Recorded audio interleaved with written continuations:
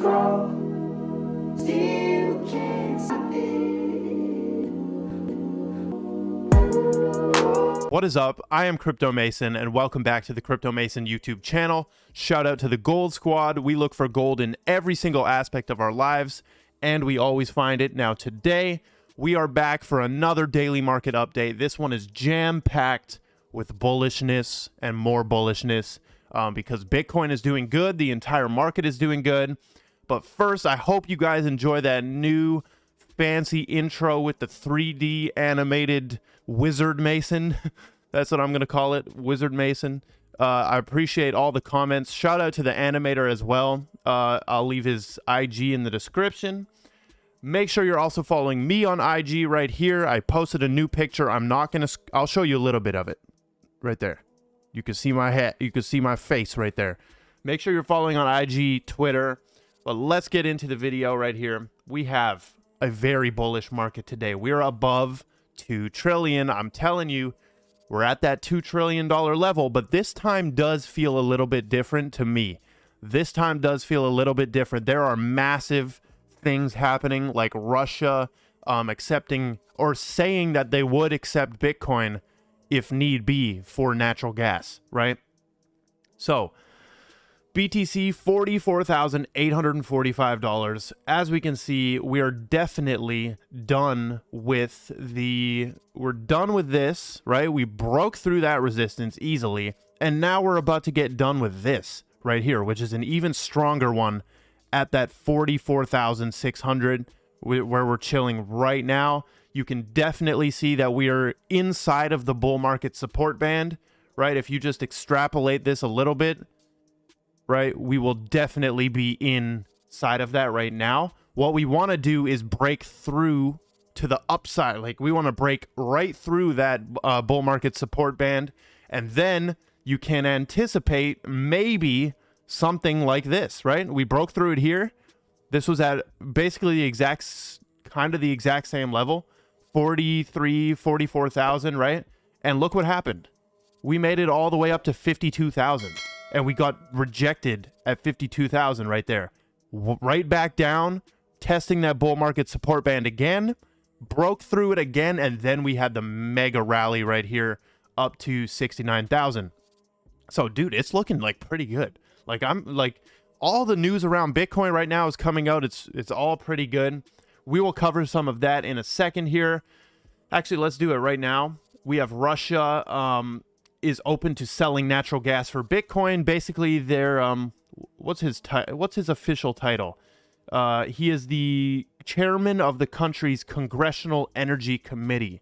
Pavel Zavalny said in a press conference on Thursday that when it comes to our friendly countries like China or Turkey, which don't pressure us, then we have been offering them for a while to switch payments to national currencies like rubles and yuan. Zavalny said during the press conference, with Turkey, it can be lira or lyra and rubles. So there can be a variety of currencies, and that's standard practice. If they want Bitcoin, we will trade in Bitcoin. So it's not like somebody's trying to trade in Bitcoin, but they said if they want Bitcoin, we will do Bitcoin, which is pretty bullish, to be honest. But is this actually bearish? I don't know, right? It's kind of interesting that they're using it. They're using it to, or they're possibly using it for trade here, but who knows? Now, zooming out a little bit, I want to show the fear and greed index and just how insane this fear and greed index is, right? So this is the 1 year, right? And you can see since November 21, actually, November 19, we have not got take a look. You could draw a straight line right here. We have not been able to get into the greed that we want to see, because when the greed is happening on this meter, that means everything is absolutely pumping like crazy, and that's when you actually should be taking profits, right? We have seen this fear and greed fluctuate from like 45 to 54. That's like the resistance, and then you have the support at like 10 to 15 there, right? So if you go on the 3 month, you can easily see it. Like, we have not been above 54 in 3 months, which is insanity. Like, that just makes me think that we're about to rocket up just off that, right?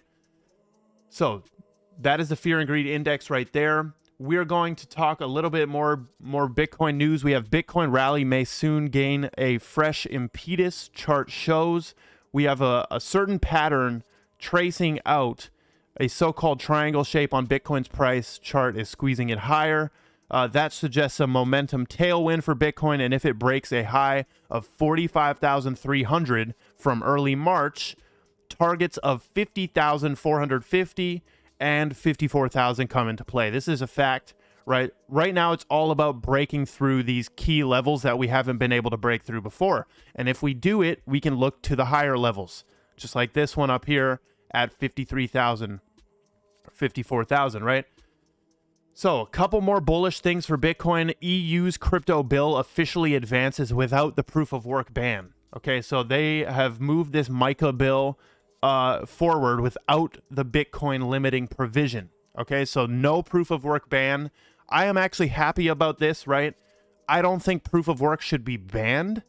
I just think it should naturally kind of, I don't know, it might naturally get just outpaced by other technology like proof of, or other like proof of stake, right? And proof of whatever anybody else is making. Proof of what else? Proof of history. There's a bunch of them. It just might get naturally outpaced. I don't think they should ban it though, right? So they're not banning it.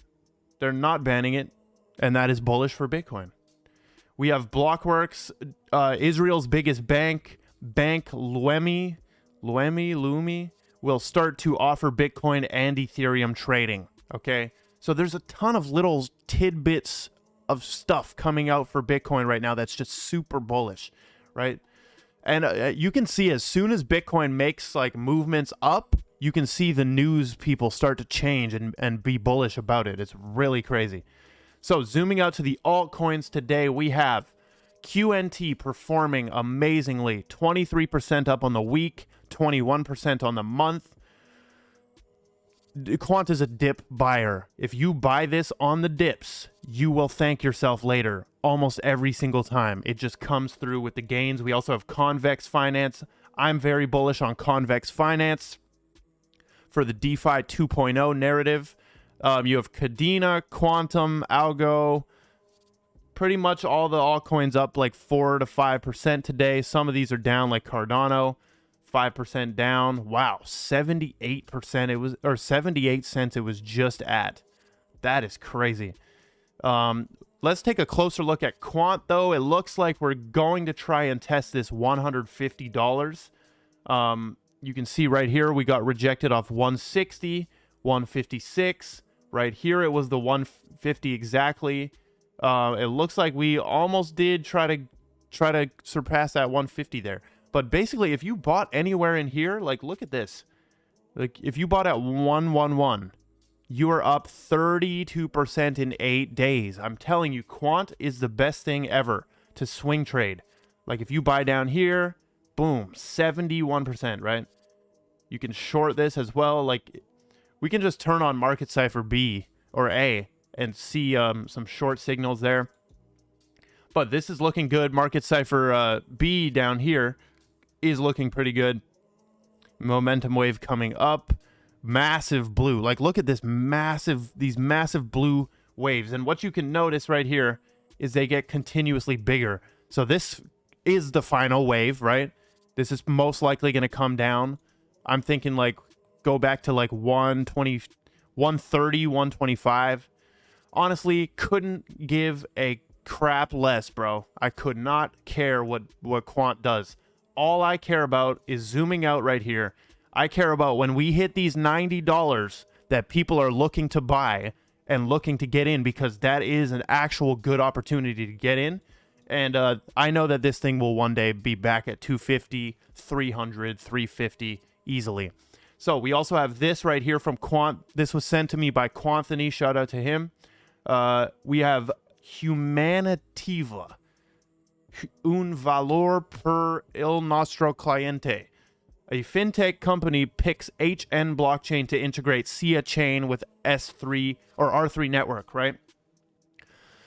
The solution they used here was the customer implemented Overledger, which allowed it to communicate its sidechain network with the R3 network. It has installed and configured Overledger. So here's a prime example, real use case of Overledger being the solution right there. We love to see that. We also have an emissions tracking project going live on Hedera right here. Emissions tracking project going live. Hbar stands up $100 million ESG push. If you don't know what ESG is, that's environmental, social, and governance. This is like what super smart investors look for in a coin. Environmental, social, and governance. But this is called MECO, and it's looking to track carbon credits and renewable energy certificates in the form of ledger-based tokens. Isn't that what Dovu's doing? I feel like they don't like Dovu. I don't know. I feel like there's projects being launched that are competing, like Tune FM and Jam. Tune FM and Siki, right? So you had Siki. Like, there's projects on Hedera that are launching to compete against each other. But yeah, here's the website. Infrastructure for trusted personal data ecosystems. If we scroll down, we see Microsoft is on this website as well. FinTech Australia. Very nice website. MECO unlocks the power of permissioned personal data. The stuff we're seeing on Hbar, it's like, what the heck? Like, why isn't the price higher with all of these beautiful companies using and building on it? It goes back to my original question of, can Hedera Hashgraph have the whole world running on it, but the token still at $3? Is that possible? Because if that's possible, I don't know if I want to be involved, bro. I want the success of the actual project should be represented in the token value. I mean, that's looking to become a security right there, though, right? I don't know. Moving on, we have Stater, Hedera, 39-second clip, them showing off their UI for the Hedera staking. So let's watch this right here. You can see this is their sneak peek of the staking UI. You have a connect wallet button. You've got Hashpack. So you're going to need that Hashpack wallet. Approve connection through the wallet. I like that loading thing right there. Also, these numbers, if you see, the numbers are just for examples. I hope it's close to 15% APY. That would be insane. But those are just examples. And you're going to see he's going to input 100 Hbar right here. We talked about this, how you get Hbar X. You stake it, and it's that easy, right? Boom, staked. You can see the TVL went up 10,100 Hbar right there, and now you have Hbar X. It's that simple. So very nice, clean UI right there. I cannot wait until we can stake our Hbar. Now, moving on, we have a nice little clip from Baba Cougs right here of David Schwartz talking about how you can flip a switch. There is a switch to flip. Let's watch it. And this is kind of the same idea. You can build a federated sidechain with some feature that you want to propose for inclusion in the XRP Ledger, and you can handle real money with it. You don't have to. You have a switch that you can flip whenever you're ready to handle real money. And this You have a switch that you can flip whenever you're ready to handle real money. So what if a very powerful corporation or government makes a federated sidechain and they want to just test on it, right? Then they can really flip a switch and turn on real money usage, right? This is the same type of thing where they have the on-demand liquidity switch, where basically the appeal of it, why an institution would use XRP is because it saves them an insane amount of money on transferring money, payments around, right? Moving on, we have Garlinghouse, Brad. So what people don't understand about the XRP lawsuit is that Brad Garlinghouse and Chris Larson are also in their own individual lawsuits. And this is in the Garlinghouse case, I believe. Garlinghouse and Larson have filed a letter condemning SEC conduct and calling for immediate sanctions against the regulatory body.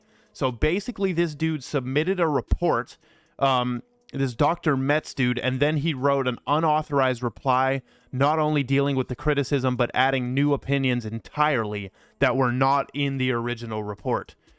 This is a practice that gives unfair advantages to the prosecution in a legal case, such as this, because the defense is not given enough time to reasonably respond to any new accusations. So the SEC is playing dirty, of course, and Garlinghouse's lawyers have called for sanctions against the SEC. That is pretty crazy. And to end it off, we have this clip of Janet Yellen here. I'm not going to play it because I do not want to listen to Janet Yellen again. But she is asked what she thinks about crypto. This guy mentions how Russia is open to accepting Bitcoin. And then she kind of like switches sides. She's like, yeah, we do see the positive in crypto, but there's a bunch of issues with, well, she says, I have a little bit of skepticism, and there's a bunch of issues with illicit money transfer, blah, blah, blah, blah, blah, blah, blah. All the same BS that happens in the traditional finance system. But yeah, she kind of eased up once she heard Russia can actually, or is actually trying to accept crypto. So Bitcoin is taking a major role in the actual like world economy. But that is what we have for the daily market update today. Appreciate all of you. I hope you're enjoying the green market. I know I am. Feels way better than being seen red, you know. Make sure you're following Instagram, Twitter, join the Telegram group. I love every single one of you, and goodbye.